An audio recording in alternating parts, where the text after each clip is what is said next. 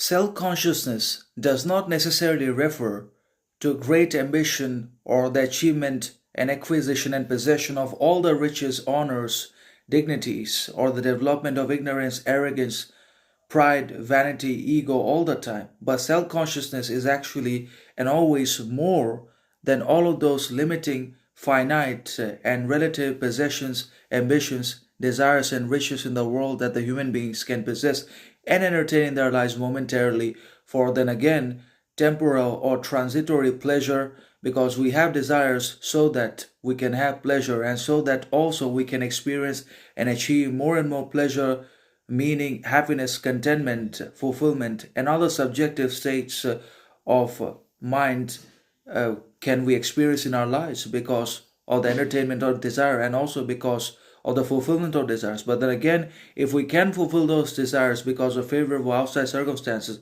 then only we will feel pleasurable. Then only we will come into contact with pleasure, meaning, happiness, and fulfillment and other virtues into our lives. And if those desires are not fulfilled, if we are not able to fulfill the desires that we hold because of the unfavorability of external circumstances and because also of our own incapacities, shortcomings, deficiencies, disadvantages, etc., then we're going to experience a lot more pain and depression, despair, disorientation, torment in our lives than we have anticipated and thought about in the first place.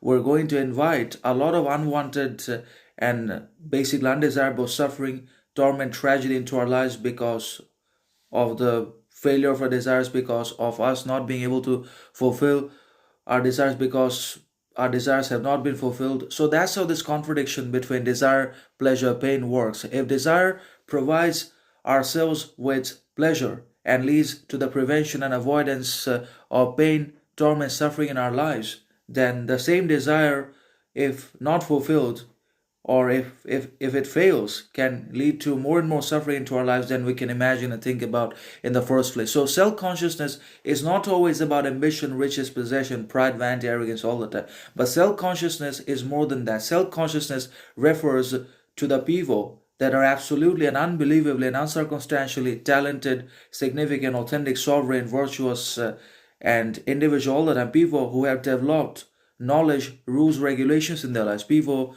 who are self-knowledgeable, self-confident, self-driven. People of authenticity, sovereignty, talent. People who have created on the basis of their talent and self-consciousness, literature, art, philosophy for themselves, for the society, and also for the whole elevation and betterment, improvement of human freedom